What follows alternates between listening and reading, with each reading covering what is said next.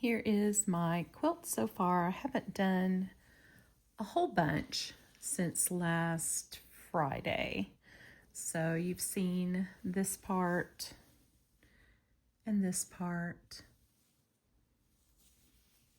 And then I worked on this. These are just running stitches, which I love. And now I'm just doing some waves. And I'm just building it, and then I'll have one more area here. But right now I'm doing waves, and I'm not really following any weave or any pattern or anything, but I love the waves because I like how it turned out. The waves turned out on my husband's quilt that I did, so I decided to do that on this quilt as well. And I really, if I would have thought about it, I would have had the waves go into each other, but I can do that later on in this. That's the beauty of this quilt. You know, you can just kind of do whatever. And there's no rules, no pattern. And that's what I love about this type of quilting. It's so easy to do a quilt this way, in my opinion, because it looks like a quilt without all the extra batting and backing and you know, pre-working on the patches and all that. You just kind of do it. You just stitch. It's kind of like a quilt top that's already done, and you're just quilting on top. That's pretty much it. And then you're not even quilting the whole thing, because this is really like a throw blanket, which is obviously smaller, but you could do any size blanket and it would work really well. I'm thinking about doing one for our bed, making a queen size or queen king. I think that would be look beautiful on our bed. But I really like this stitch. It's not really a running stitch. It's just kind of well, it is a back stitch. And I like using that for this because on the back, it's still, you know how I like keeping the back looking neat as possible. But see, it still works on the back. And sometimes the back looks even better in my opinion. But this goes a lot faster using the back stitch on this. So anyway, got a lot of pulls on here. I'm getting a lot of those on this muslin, but I just take my scissors and I trim them off. And it's, you know, ends up looking pretty good. So what I'm doing with this wave is, like I said, there's no pattern. I could take my water erasable pen and make the waves and everything, but then I'd have to wash it and get it ready to, you know, just to get rid of the lines. And I do that at the end, which I did that on my husband's, but I don't want to live with those ink lines all over the place for so long. So I just kind of step back and look and see where it needs to go. And that is how I'm doing this part of the quilt. So anyway, I wrote down a few things to talk about because I don't want to forget anything. It seems like every time I go through and edit my videos, I think, oh, I should have mentioned this or that or whatever. And it just helps because focusing on stitching, which is really, this kind of stitching doesn't really have any focus to it, which I love because I can sit here and watch a movie or whatever, or listen to an audiobook very well while I stitch, and I can sit here and talk to you guys, but I don't want to forget things that I want to talk about. So I wrote them down, and that way I don't forget. So the next thing is what kind of mood this stitch fits. So this to me, well, I guess I just really answered my own question. This is kind of a, gotta unwind this here.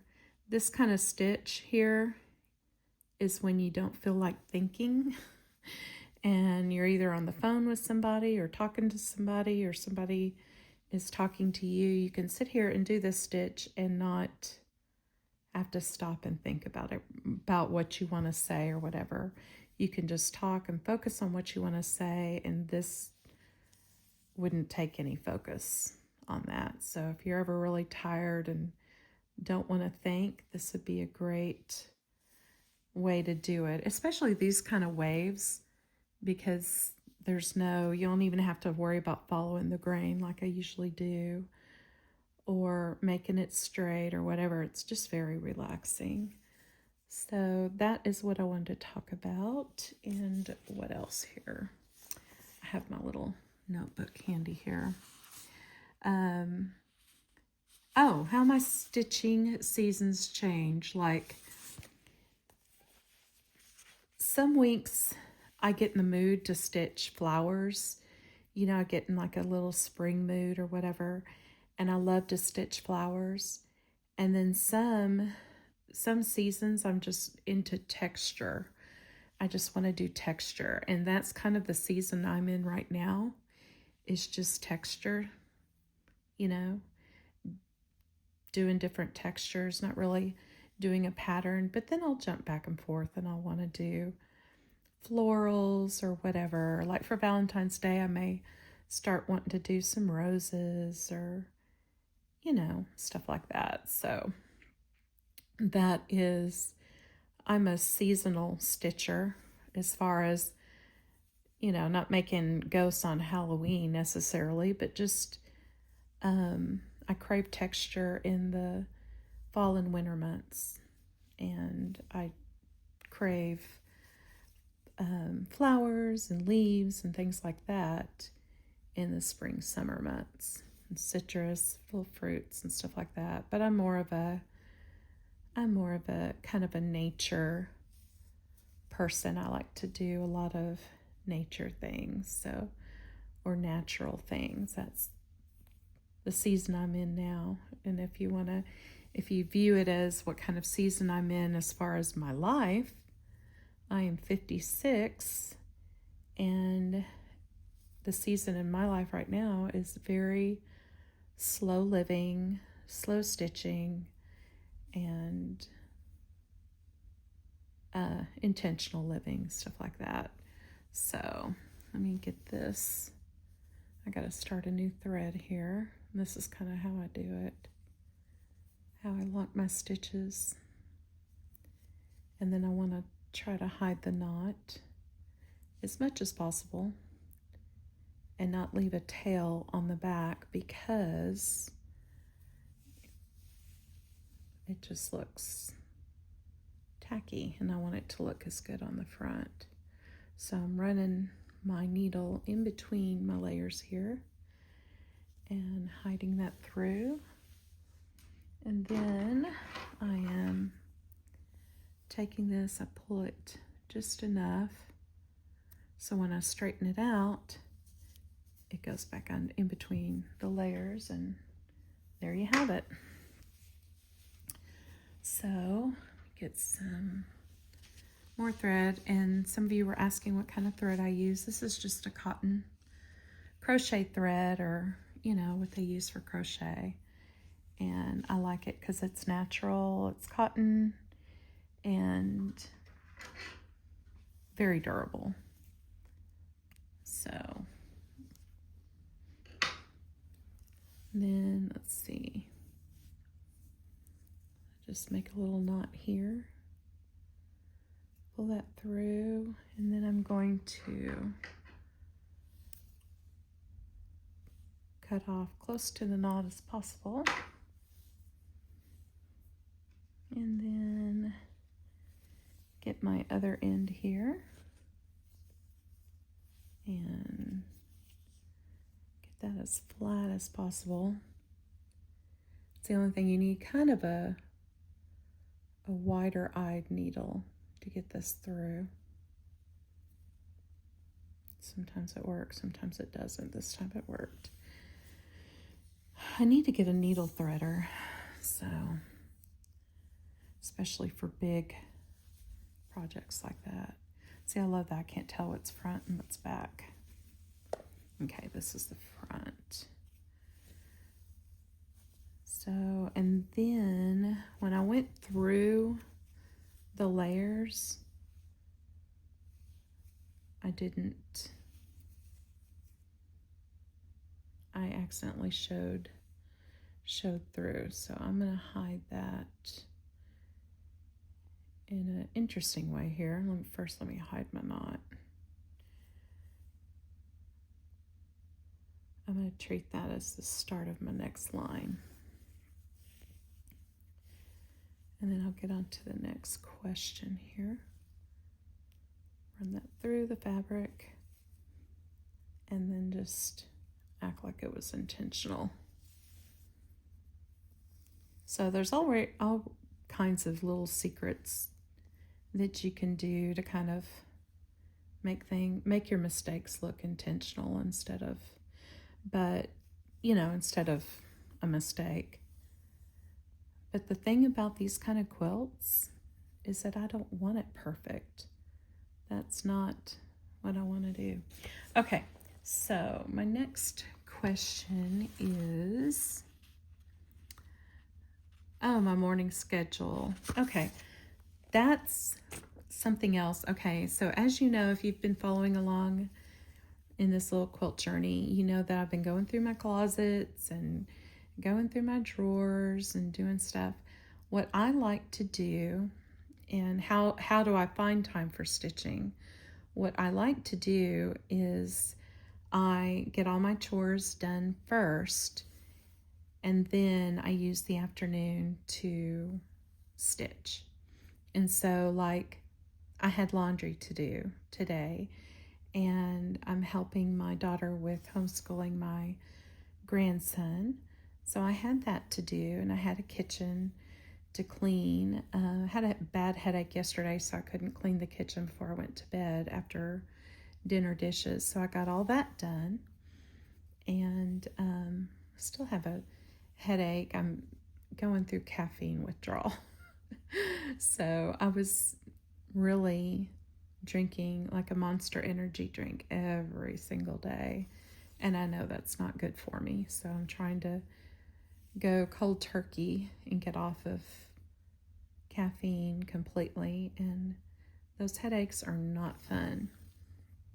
But I just took something to help my headache, some ibuprofen, and just to kind of take the edge off. I hate taking anything really, but that's what I do.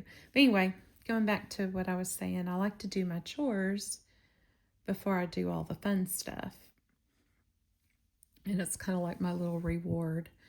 Although chores, to me, I like to look at them as happy things. Like, for instance, if I didn't have dirty dishes, that means we don't have food on the table. Or, my husband's not alive for me to clean up after, or something like that. It's just little things like that. I'm thankful to have dishes because that means we have food on the table. Or I'm thankful to have laundry. That means that we're alive to wear the laundry and, for it to get that way. I'm thankful to have to do sheets in our bed because that means that,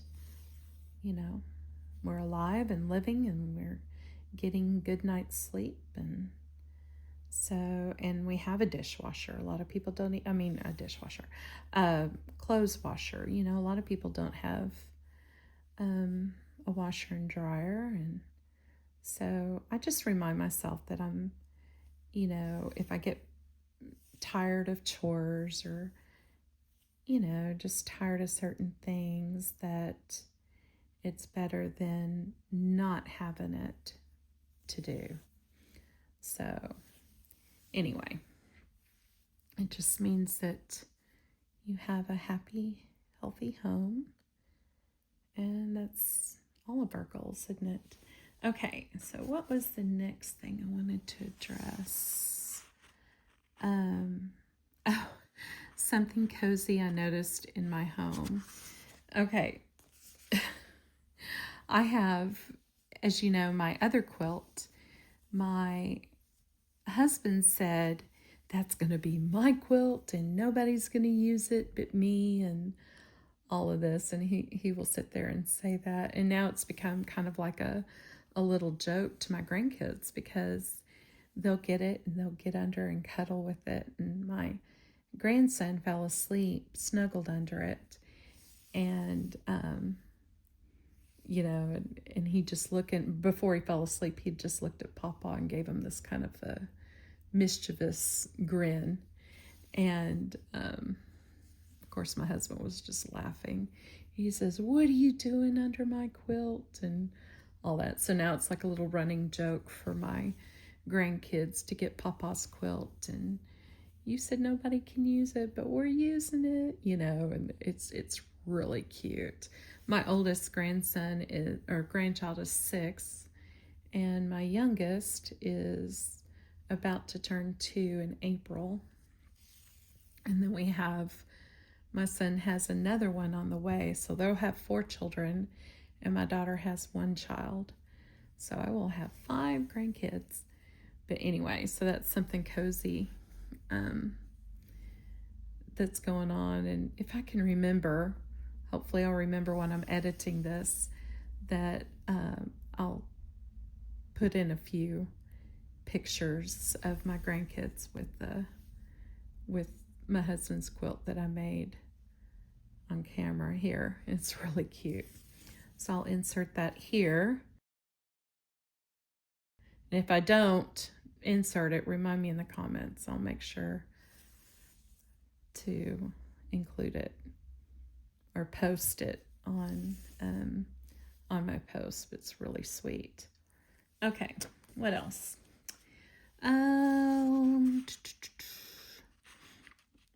Why I feel blessed to clean, and I just went over that. Letting things be imperfect, and I talked a little bit about that at the beginning of this video. How I'm letting things. I used to be a perfectionist, and I'm not anymore. Like this season of my life, I don't want things to be perfect. I don't want things to look machine quilted or machine made or whatever, because this will be a one of a kind, literally one of a kind. You know, I can do another one kind of like this, but you know, that wave may be different or whatever. But that's why I don't focus on perfection, because it makes things truly one of a kind when you don't worry about it. And I like the look of handmade things. I think they're more special. I have nothing against machine made at all, but handmade, to me, it looks a lot just homey, cozy to me. I don't know. You know what I mean. If you like cozy things, you know exactly what I'm talking about. It's like a cup of tomato soup and on a cold day type thing, and fresh bread, you know, that type of comfort atmosphere. So, okay, what else?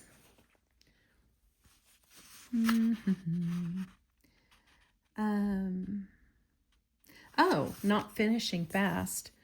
So I'm really taking my time on this quilt because I don't want to finish fast. If I'm in a hurry, I will quote unquote mess up, and this quilt won't go as I want it to go. So I'm really taking my time and I'm enjoying it. I want to enjoy this quilt, not feel like I have to finish it or feel rushed to finish it, because that is not my goal for this quilt. My goal for this quilt is to enjoy every every process about it. I don't want this to be a chore because I do my chores so I can do this. Does that make sense? I do my chores so I can have fun with this. So if I rush to finish this, if I'm rushing, see, I'm looking and see how many more rows I need to go. If I'm rushing this, then it, like I said, it goes into a chore. And so I like to take my time. Part of slow stitching is just that. It's taking your time and enjoying the process, because I'm in no hurry. This is my personal quilt. And even if it was a commission, if somebody wanted me to make them one, which I do, by the way, I do custom things like this. But even if it was for a customer, I know that they wouldn't want me to rush it. They would want me to take my time and put more thought and, more thought into their quilt. So either way, it's best for me not to rush the stitching or the quilt, and just kind of let me take my time and let the quilt take its time to form, because I know I've stitched long enough to know the end result. Okay, what else is, leaving handmade things out instead of hiding them. And what I mean by that, I have collections. I have a whole bunch of things that I used to do. I have stuff that I'm almost embarrassed to look at because the horrible job I did when I was young of stitching. But I stopped and I thought about something. Why am I hiding them? Why not show off what you make, whether you like to make, whether you're proud of your work or not? Don't hide it. It's part of your journey. It's part of you. And just because you don't think something is pretty, somebody else may absolutely love it. There's a lot of things that I'll stitch and I'm like, ugh, I am never going to put this up for sale. And then never fails, I will get into my inbox, like on Instagram, I'll get in my inbox and somebody's asking me if it's for sale. So you just never know, and hiding the stuff is, you go through all this work, and why hide it? You want to show it off or have it out for, maybe it's just for your family to see or your family to use. And that's another thing. I make my stuff to where you can use it. Like, I want this quilt used, and I want my grandbabies, even if they have chocolate all over their fingers or whatever. Of course, I'm gonna try to wipe that away, but I want people to enjoy this and not worry, oh no, it's hand stitched. I do a lot of tea towels and I give them to friends and stuff, and they're like, oh no, and my husband accidentally used it the other day and he should have known better. And I said, it's fine, just machine wash and cold, and tumble dry like you normally do. I mean, I want my things to be used and loved, because I don't want to go through all of this and then have them worry about being able to use it or not. That is not my intention at all for making it. My intention for making it is so they can enjoy it, not just to look at, but to be able to use. So, okay, let's look at our waves here. Kind of off the beaten path, but that's okay. What is something else? How stitching slows my racing thoughts. I have And I don't know if it's just because I'm a woman or what. I don't know if y'all are like this, but I have probably 20 things going through my head throughout the day at the same time. I have, did I do this? What are we going to fix for dinner? What's going on with my grandkids? Is so-and-so feeling better? Oh, I've got to do this. Oh, my next idea, I want to do this. And your mind is just filled with all kinds of, I guess, chaos sometimes. And this helps slow my mind down. It helps me get back into reality, get back into focus, and I can plan like this here. The next thing I'm planning is what I'm going to do for my next section, because I know this is probably going to be my last little wavy line. And I'm not thinking about what to make for dinner, although I do need to do that. I'm going to get off camera here and plan that. But stitching just helps me, I guess, refocus. I don't know. I don't know if I have OCD or what it is, but it helps me focus. Like I can listen better to a movie or an audio tape or whatever. I can listen to it better when I'm sitting here stitching and my hands are busy. I don't know if anyone else is like that. I'm sure there are tons of people like that, but that is how my brain works, my crazy little brain. Okay, let's see where we are here. I think, and see, this is what I do. I just kind of back up and look at it and see. Yep. Okay, so let's end this thread here. Well, that's pretty much perfect timing there because I needed to end this thread anyway. And it just so happened it ended on the very last part of this section. Isn't that funny how things like that work out? I love it when it works out like that. You have to change your thread anyway, and it ended up on the very last image of what you're creating, or pattern, whatever it is that you're doing. So that worked out good.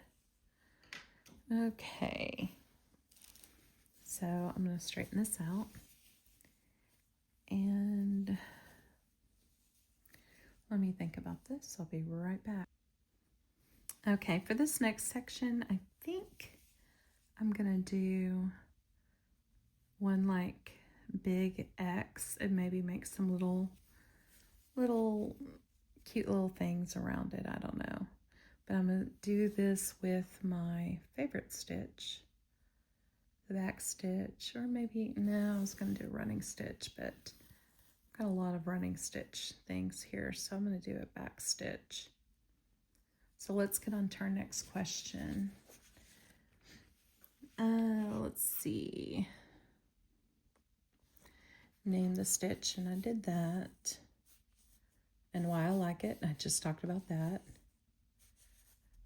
Oh, what makes something feel finished? So how do I know that like this area is finished? Because I step back and look and see, does it really need anything else? And, or I go and I just stitch along, and then I come back to see if it needs anything. And what I mean by all of that is I just kind of eyeball it. If it doesn't feel finished, then I add something to make it feel finished. So it's really up to you. I mean, you can do all running stitches all the way across, and change colors if you want. I'm not a color motif type of girl. I don't like a whole bunch of color on things. And if you've watched my videos, you know why. So I want it to be able to go with everything. So I make it very neutral. And to me, beige, whites, browns, olive greens, just very muted tones, they calm me. They're very calming to me. So that's why that's like, I knew my husband's was finished after I finished it. I didn't have to add anything because I like to step back and look and see what else it needs. Is there anything else? When does handmade feel like home? Like I said, when my grandchildren are wanting to cuddle up with something I made, that's the biggest compliment to me. And why do we save our supplies? Going back, speaking of supplies, going back to all the organizing and stuff I've been doing, I found that I may have a ton of needles. And some of them I save because a lot of needles I will break, especially if they're some of the thinner, long bead needles, you know, the needles that you put beads on. Those are thinner, but they're long, and I like to do a lot of embroidery with them because you can get some really tiny stitch work done. And so I will keep them in case they break. But there's some things, like all those scraps of material, you know, I've had them for years, and I only used a few of them out of that whole stash for my husband's quilt. And, you know, I have friends that are quilters and stuff like that. If I want to do another quilt like that, I will just ask them for some scraps. But why keep it? You know, why keep all this stuff if you're not going to use it? I have a serger and another sewing machine that was my mother's before she passed away. She was an amazing seamstress. Well, I have no desire to serge and all of that and work on that tension. That kind of stuff just makes me stressed out. So I'm thinking about selling it on Facebook Marketplace. But holding it is not doing anything but cluttering my mind. So why do we keep all these supplies? I don't know. And I have a journal channel. It's Lambert Cottage Journaling. And so, because I love to journal too, but I don't like to mix the two things because not every slow stitcher or stitching person who likes stitching, cross stitching, likes journal stuff. So I don't like to mix the two. So I have a different channel for both. But I love that. But I have so many journaling supplies that I don't even have room for my sewing supplies because it's taking over my life. You know, all this junk journaling and everything that I like to do is just taken over. So anyway, that is what I wanted to say about the supplies. But anyway, come back next week and see what all I've got done so far. And if you have any questions, please put them down in the comments. That way I can address them on my next video. So thanks for watching.